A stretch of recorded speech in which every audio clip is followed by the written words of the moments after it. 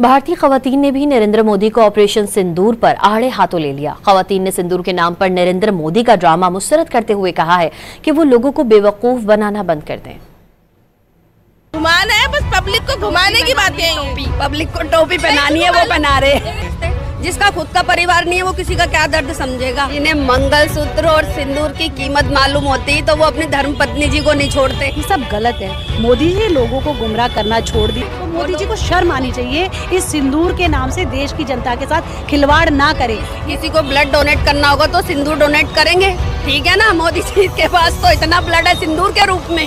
भारतीय खवातीन ने भी नरेंद्र मोदी को ऑपरेशन सिंदूर पर आड़े हाथों ले लिया। खवातीन ने सिंदूर के नाम पर नरेंद्र मोदी का ड्रामा मुस्तरद करते हुए कहा है कि वो लोगों को बेवकूफ बनाना बंद कर दें। घुमाना है, बस पब्लिक को घुमाने की बातें हैं। पब्लिक को टोपी पहनानी है, वो पहना रहे।